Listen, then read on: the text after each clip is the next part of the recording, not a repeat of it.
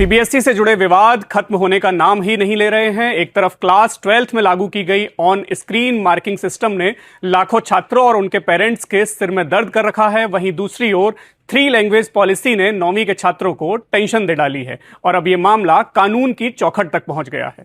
3 भाषाओं वाली सीबीएसई की नई पॉलिसी को लेकर कुछ छात्रों और पेरेंट्स की ओर से सुप्रीम कोर्ट में याचिका दायर की गई है। वरिष्ठ वकील मुकुल रोहतगी ने यह जनहित याचिका दायर की है। याचिका में उन्होंने कहा कि कक्षा 9 के छात्रों पर अचानक अतिरिक्त भाषाएं पढ़ने का दबाव डालना ठीक नहीं है। मामले की गंभीरता को देखते हुए भारत के चीफ जस्टिस की अध्यक्षता वाली पीठ के सामने यह मामला तुरंत उठाया गया। इसके बाद सुप्रीम कोर्ट ने कहा कि वह इस मामले की सुनवाई अगले हफ्ते करेगा। सीनियर एडवोकेट मुकुल रोहतगी ने सुप्रीम कोर्ट में दायर याचिका का हवाला देते हुए कहा कि अचानक इस नीति को लागू करना व्यावहारिक नहीं है। 9वीं के छात्र अचानक 2 और भाषाएं कैसे पढ़ सकते हैं और कक्षा 10 की परीक्षा कैसे दे सकते हैं। उन्होंने कहा कि इस पॉलिसी से छात्रों, स्कूलों और पेरेंट्स के बीच एक भ्रम की स्थिति पैदा हो सकती है। इस पूरे मामले पर सीजेआई सूर्यकांत की अध्यक्षता वाली बेंच अगले सप्ताह सुनवाई करेगी। बता दें कि सीबीएसई ने क्लास 9th में 3 लैंग्वेज फॉर्मूला लागू कर दिया है। बोर्ड द्वारा एक सर्कुलर जारी किया गया है जिसके अनुसार जुलाई 2026 से 9वीं क्लास के छात्रों को अब 3 भाषाएं पढ़नी होंगी। इन 3 भाषाओं में कम से कम 2 भारतीय मूल की होनी चाहिए। बोर्ड के अनुसार एनसीईआरटी द्वारा जारी नए पाठ्यक्रम के अनुरूप यह बदलाव किया जा रहा है। हालांकि इस नए बदलाव पर अब बहस छिड़ गई है। अचानक सिलेबस में इतने बड़े बदलाव के लिए ना तो 9वीं के छात्र तैयार हैं और ना ही उनके पेरेंट्स। यही वजह है कि इस नई पॉलिसी को लेकर छात्रों और उनके पेरेंट्स की चिंता बढ़ने लगी है।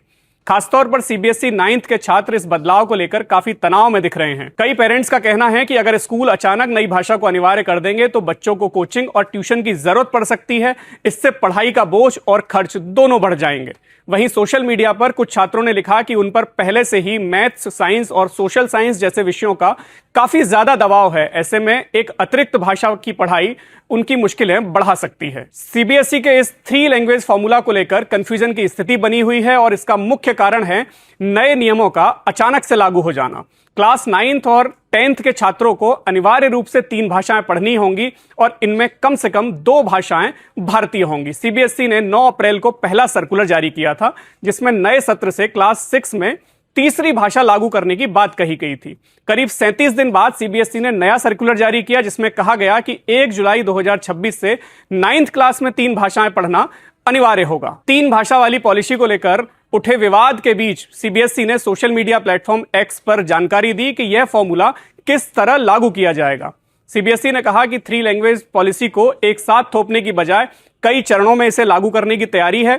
सीबीएसई ने साफ कर दिया कि 10वीं के स्तर पर तीसरी भाषा के लिए अलग से कोई लिखित बोर्ड परीक्षा आयोजित नहीं की जाएगी।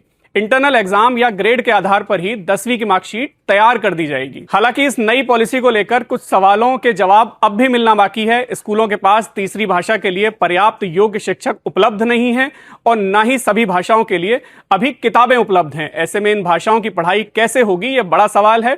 फ्रेंच या जर्मन जैसी विदेशी भाषाएं पढ़ने के इच्छुक छात्रों को क्या अतिरिक्त या चौथे विषय के रूप में विदेशी भाषा की पढ़ाई करनी होगी, यह सवाल भी खड़ा है। उम्मीद करते हैं कि इन सवालों के जवाब भी सीबीएसई की तरफ से छात्रों को जल्द दिए जाएंगे।